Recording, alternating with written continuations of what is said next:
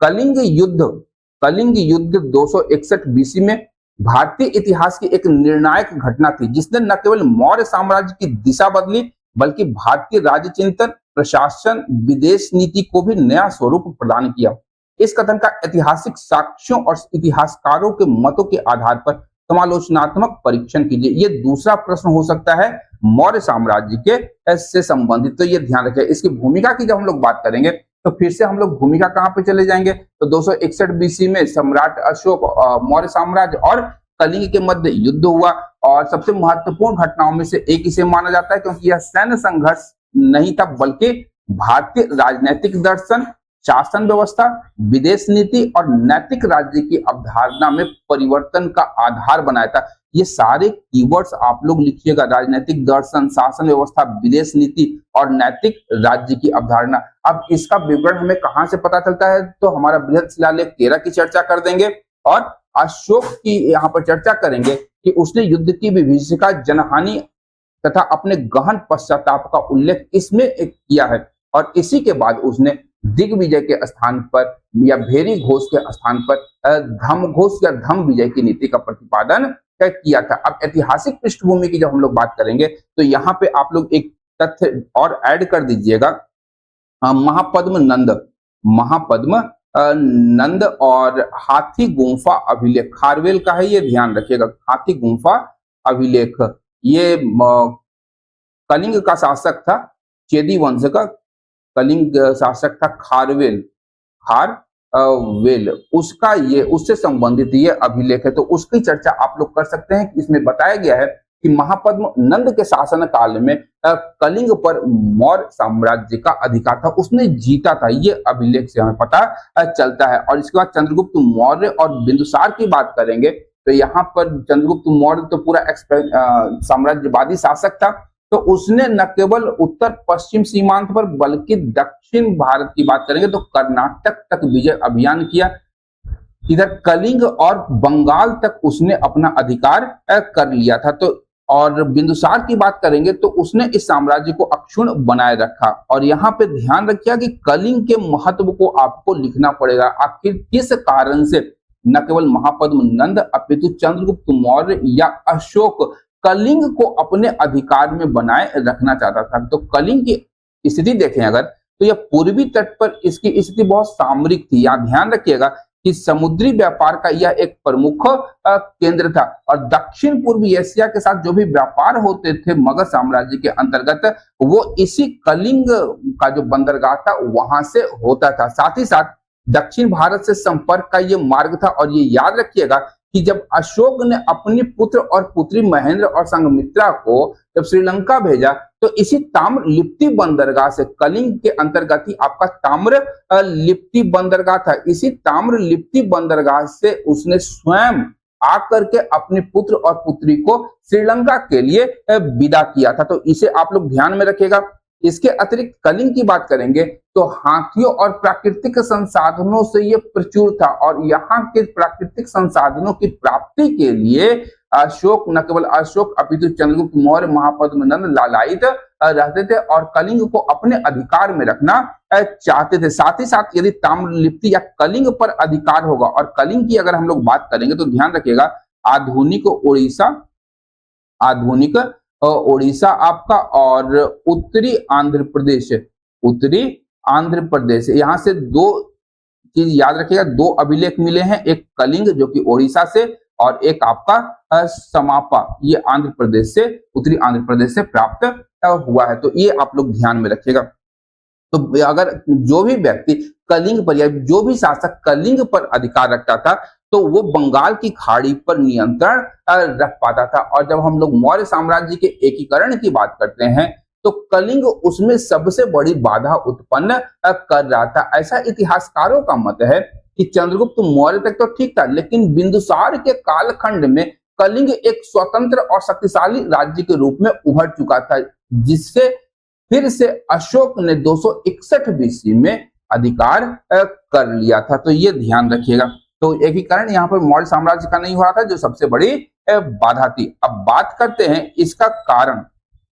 कारण तो हम लोग देख ही लिए सारा का सारा कि क्या कारण हुआ, राजनीतिक कारण था, आर्थिक कारण था, सामरिक कारण हो गया और साम्राज्यवादी नीति थी। अशोक की संपूर्ण भारतवर्ष पर मौर्य साम्राज्य का विस्तार होना चाहिए। तो ये प्रमुख कारण थे, वो हम लोगों ने शॉर्ट में देख लिया। अब यहाँ पे बात करते हैं कि युद्ध का क्रम कब चला या क्या हुआ इस युद्ध में।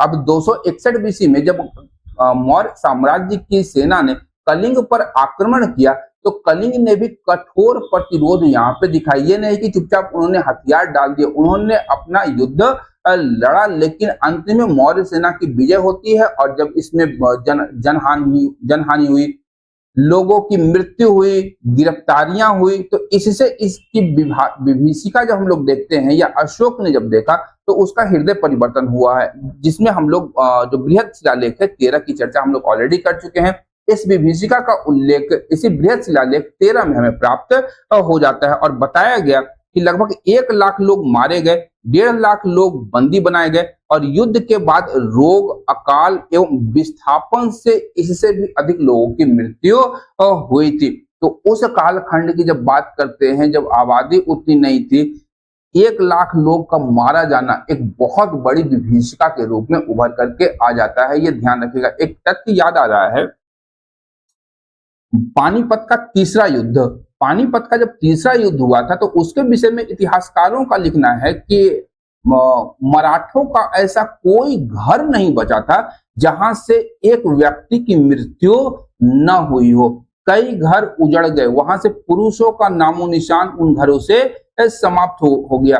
तो उसी प्रकार की कुछ विभीषिका हम लोग कहाँ देखते हैं, तो कलिंग के युद्ध में देखते हैं। और यहाँ पर ध्यान रखिएगा, अगर आप लोग लिखते हैं तो अर्थशास्त्र का भी उल्लेख कर सकते हैं, ये ध्यान रखिएगा। तो यहाँ पर अर्थशास्त्र में चाणक्य ने एक बात कही थी कि जितने भी दास या युद्धबंदी हैं, जितने भी युद्धबंदी हैं, उन्हें उत्पादन के कार्यों या कृषि कर्म में लगाया जाना चाहिए। तो यहाँ ध्यान रखिएगा, जो 1.5 लाख लोग बंदी बनाए गए थे उन्हें कृषि कर्म में लगा दिया गया था मौर्य साम्राज्य के अंतर्गत। अब यहाँ पर याद रखिएगा, सबसे महत्वपूर्ण आपका अशोक का बृहद शिलालेख 13वां का स्थान आता है। इसमें इसने क्या दिया कि कलिंग युद्ध का सबसे विश्वसनीय स्रोत इसे ही माना जाता है और इसमें युद्ध में जो भी जनहानि हुई उसका उल्लेख है। साथ ही साथ इस जनहानि से अशोक को होने वाले गहरे दुख का उल्लेख मिलता है। इस युद्ध में न केवल सैनिक की मृत्यु नहीं होती, बल्कि ब्राह्मण, श्रमण, स्त्रियां, बच्चे, सामान्य जनता भी इससे काफी ज्यादा पीड़ित हुई थी। और भविष्य में इसी प्रकार के हिंसक विजय की अपेक्षा धम्म विजय को अशोक ने श्रेष्ठ माना था। अब अगर हम लोग बात करें कि यहाँ पर कि कलिंग युद्ध का तात्कालिक प्रभाव क्या था, क्या प्रभाव पड़ा मौर्य साम्राज्य के अंतर्गत या अशोक के अंतर्गत, तो अशोक की मानसिक स्थिति में परिवर्तन होता है। सबसे पहले कि अशोक के व्यक्तित्व में परिवर्तन होता है और उसने भेरी घोष के स्थान पर धम्म घोष को अपना लिया था। धम्म नीति का प्रारंभ होता है और अशोक ने धम्म को राज्य की नैतिक नीति बनाया, जिसके प्रमुख तत्व क्या थे, तो आप लोग प्राकृत में इसको यहाँ लिख सकते हैं कि अपासी नभे बहु कथा ने दया दाने सच सोचिए माधवे साधवे च। तो इसको आप लिख सकते हैं कि अहिंसा, करुणा, धार्मिक सहिष्णुता, माता पिता का सम्मान, सत्य, प्राणियों के प्रति दया या लोक कल्याण आदि की चर्चा अशोक ने की। प्रशासनिक सुधारों की बात करेंगे तो धम्म महामात्रों की नियुक्ति की गई और राज्य के द्वारा सड़कें, कुएं, औषधालय, विश्राम गृह, वृक्षारोपण जैसी लोक कल्याणकारी योजनाओं का संचालन किया गया। विदेश नीति पर क्या प्रभाव पड़ा अशोक के इस निर्णय का, तो यहाँ पे हम लोग देख सकते हैं कि कलिंग युद्ध के बाद अशोक ने सैन्य विस्तार को त्याग दिया, उसके स्थान पर सांस्कृतिक और नैतिक प्रभाव को उसने काफी ज्यादा महत्व दिया और इसी के अनुरूप उसने पड़ोसी राज्यों में भी धर्म प्रचार के लिए अपने धर्मदूत भेजे। चाहे आप लोग श्रीलंका की बात कर ले, मध्य एशिया की बात कर ले, अफगानिस्तान, यूनानी राज्य या दक्षिण भारत के राज्यों में इस प्रकार के कार्य अशोक ने किए थे। और ज्वलंत उदाहरण हम लोग बात ही करते हैं हमेशा, महेंद्र और संघमित्रा की चर्चा आप लोग इसमें कर सकते हैं। अब यहाँ सबसे बड़ी बात है कि बौद्ध धर्म और धम्म में अंतर क्या था, तो ध्यान रखिएगा कि अगर एक इससे धम्म से संबंधित एक और प्रश्न पूछा जा सकता है कि अशोक का धम्म के विषय में चर्चा करने के लिए दिया जा सकता है, क्या वो बौद्ध धर्म था, तो इस प्रकार का एक और प्रश्न है आगे में जिसमें हम लोग धर्म के विषय में विस्तार पूर्वक चर्चा करेंगे, तो वो अभी यहाँ पे मैं उसमें नहीं जाऊंगा। तो यहाँ ध्यान रखिएगा सीधा सीधी कि बौद्ध धर्म और धम्म में अंतर था, ये हमेशा ध्यान रखिएगा। अगर बौद्ध धर्म की हम लोग बात करते हैं तो उसमें निर्वाण की प्राप्ति थी, अष्टांगिक मार्ग था, 4 आर्य सत्य थे, तो ये सभी चीजें हमें धम्म में दिखाई नहीं होती है। यहाँ पर नैतिक विजय के द्वारा इहलोक और परलोक को सुधारने की बात कही गई है। तो ये आपको ध्यान में रखना होगा। और अशोक का धम्म जो था वह बौद्ध धर्म का पर्याय नहीं था, बल्कि ऐसी नैतिक नीतियों का समुच्चय या सेट था जो उस कालखंड में समाज के तनावों को, चाहे वो धार्मिक हो चाहे राजनीतिक हो, या जो भी तनाव उस समय थे उस तनाव को कम करने के साथ साथ विदेशी राज्यों के साथ में शांतिपूर्ण सह अस्तित्व की बात इसमें इसके अंतर्गत धम्म के अंतर्गत कही गई थी। और ये नैतिक संहिता थी। याद रखिएगा कि हम लोगों ने ऋग्वैदिक काल में वरुण को जाना है कि ऋतस्य गोपा, तो आप लोग इसे ऋत के साथ में भी आप लोग कोरिलेट कर सकते हैं अशोक के धम्म को, ये ध्यान रखिएगा। इसका मूल उद्देश्य क्या था अशोक के धम्म का? तो सामाजिक सद्भाव की स्थापना करनी थी, नैतिक जीवन जीने के लिए लोगों को प्रेरित करना था, प्रशासनिक उत्तरदायित्व को बढ़ाना था। इसीलिए तो उसने प्रशासन के जो भी अधिकारी थे, चाहे वो रज्जुक हो या अन्य अधिकारी हो, उनको अपने क्षेत्रों में प्रत्येक 5 वर्षों पर उसने कहा कि भैया तुम धम्म यात्रा करो। और स्वयं भी 256 रातें धम्म यात्रा के दौरान उसने अपने साम्राज्य के विभिन्न क्षेत्रों में गुजारी थी। और उस कालखंड में जो धार्मिक तनाव उत्पन्न हो गया था, तो उस धार्मिक तनाव को कम करके धार्मिक सहिष्णुता की स्थापना करना इस धम्म का एक मूल उद्देश्य था। तो ये चीजों को आप लोग ध्यान में रखेंगे। इसके बाद इतिहासकारों के मतों का जब हम लोग परीक्षण करते हैं तो यहाँ ध्यान रखिएगा, विभिन्न इतिहासकार हैं जो धम्म को लेकर के इन्होंने काफी बातें कही हैं। फिर से हम लोग वही 5 इतिहासकारों की चर्चा कर लेंगे, ये ध्यान रखिएगा। थोड़ा बड़ा हो गया, छोटा कर दूं। हाँ चलिए, Romila Thapar, R S Sharma, Upinder Singh, L Basham और विंसेंट स्मिथ, ये 5 इतिहासकारों को ही मैंने चुना था अपने आंसर के लिए, ध्यान रखिएगा। रोमिला थापर की बात करेंगे। पहले पानी पी लो क्योंकि सेशन थोड़ा सा लंबा होगा और होपफुली आज मौर्य साम्राज्य समाप्ति कर दूंगा। और कल दोपहर 1 बजे, ध्यान रखिएगा, कल दोपहर 1 बजे हो सकता है कि आपका गुप्त साम्राज्य को लेकर के सेशन आऊंगा, जिसमें गुप्त साम्राज्य से संबंधित जो भी चीजें, जो भी प्रश्न बन सकते हैं, चाहे कला हो, उसका संस्कृति हो या साहित्य हो, सारी चीजों को हम लोग कल 1 बजे के सेशन में कवर करेंगे। और फिर शाम में हम लोग अन्य जो टॉपिक्स हैं एंशिएंट इंडिया के, उसमें मेरे ख्याल से लिच्छवी है और एक ऋग्वैदिक काल हो जाएगा, आपका मगध साम्राज्य का उत्कर्ष, ये सब चीजों को हम लोग उस कल शाम के सेशन में कवर कर लेंगे। एक एक सिंगल टॉपिक है तो आसानी से वो कवर हो जाएगा, तो ये ध्यान रखिएगा। तो इस प्रकार से अगर हम लोग देखें तो आने वाले दिनों में एंशिएंट इंडिया तो इनफैक्ट कल ही खत्म हो जाएगा, और उसके बाद एक मिडाइवल इंडिया बचता है, तो उसमें भी मुझे 2 दिन शायद लग जाए, 2 दिन लग, क्योंकि काफी बड़ा है। अकबर हो गया, सल्तनत काल हो गया, तो ये सब कुछ चीजों को कवर करना होगा। फिर हम लोग पॉलिटी में, और फिर मिला के चलिए कि 10 दिन, हाँ 10 दिनों में हम लोग ये सारा का सारा जो भी इंपॉर्टेंट टॉपिक है, उधर तो economics and science and tech में मैंने बहुत सारे, इकोनॉमिक्स में तो बहुत सारे सेशन मैंने करवा दिए हैं, इकोनॉमिक्स में ऑलरेडी कवर है। हमारा जो साइंस एंड टेक बचता है, तो साइंस एंड टेक का भी एक ही साथ में करवाने का मेरा प्रयास रहेगा, ये ध्यान रखिएगा। और कंप्लीट प्रश्नोत्तर शैली में ही सारे सेशन में लेकर के आऊंगा, ये भी ध्यान में रखिएगा। चलिए, रोमिला थापर की बात करेंगे तो यहाँ ध्यान रखिएगा, सबसे पहले धम्म का इन्होंने उद्देश्य बताया कि विशाल और विविधतापूर्ण मौर्य साम्राज्य को नैतिक आधार पर एकीकृत करने की बात कही थी, और इसे केवल धार्मिक नीति नहीं माना जा सकता, ये रोमिला थापर का कथन था। आर एस शर्मा सर क्या बोले कि धम्म एक राजनीतिक उपकरण भी था, और इसी के माध्यम से इस बहुजातीय या जो बहुजातीय मौर्य साम्राज्य था उसमें सामाजिक एकता को बनाए रखने का प्रयास अशोक के द्वारा किया गया था। विंसेंट स्मिथ का कहना था कि अशोक को विश्व के महानतम सम्राटों में स्थान दिया जाता है, परंतु उनका मत था कि अत्यधिक अहिंसावादी नीति ने साम्राज्य की सैन्य शक्ति को अंततः कमजोर कर दिया और साम्राज्य को पतन के मार्ग पर प्रशस्त कर दिया। यह विंसेंट स्मिथ का अपना स्टेटमेंट था। एल वासम की बात करेंगे तो वासम साहब कहते हैं कि अशोक को विश्व इतिहास का महानतम नैतिक शासक मानते हैं, क्योंकि उनकी धम्म पॉलिसी को ही इन्होंने तरजीह दी थी। अब यहाँ पर इसका आलोचना जब हम लोग करेंगे तो एक परंपरागत दृष्टिकोण के साथ में और एक आधुनिक दृष्टिकोण के साथ में। यहाँ पर ध्यान रखिएगा, परंपरागत दृष्टिकोण कहता है कि अशोक पूर्णतः अहिंसावादी बन गया, लेकिन बताइए तो सेना का विघटन कब किया अशोक ने? क्योंकि याद रखिएगा कि जब आठवीं के साम्राज्य को उसने धमकी दी कि यदि तुमने धर्म के नीति पे नहीं चले, तुम धर्म की नीति पे नहीं चले या धर्म के मार्ग का अनुसरण नहीं किया तो तुम्हारे विरुद्ध कठोर कार्रवाई की जाएगी, और यह संप्रभुता संपन्न एक शक्तिशाली शासक ही ऐसी धमकी दे सकता है। तो अहिंसावादी बन गया, बिल्कुल गलत है। सैन्य शक्ति कमजोर हुई, ऐसा हम लोग नहीं मान सकते हैं।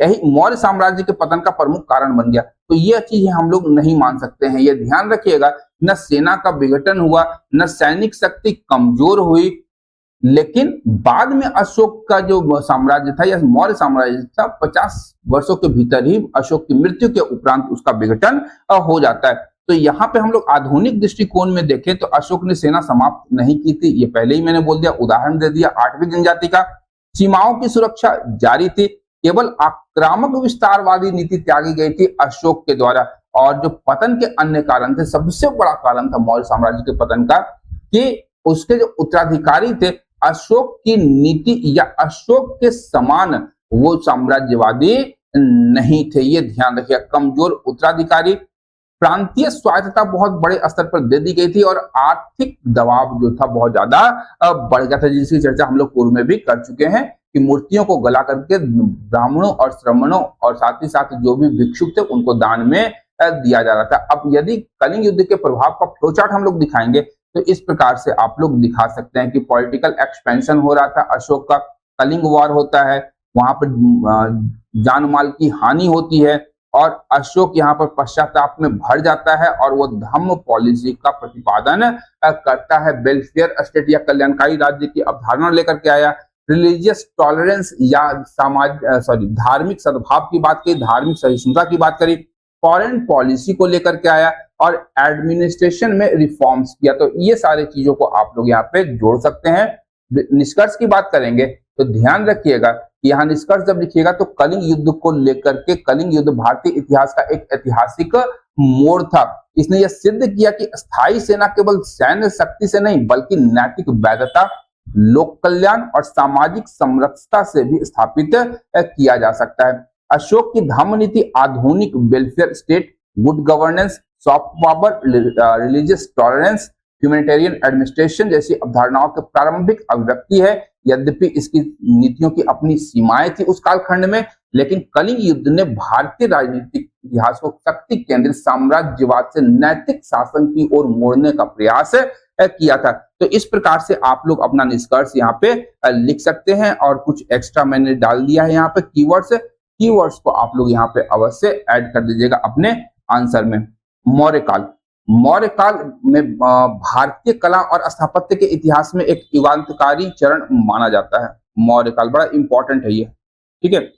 मौर्यकालीन कला और स्थापत्य की प्रमुख विशेषताओं का विवेचन करते हुए राजनैतिक, धार्मिक एवं सांस्कृतिक महत्व का समालोचनात्मक मूल्यांकन कीजिए। यहाँ समालोचनात्मक मूल्यांकन करने के लिए दिया गया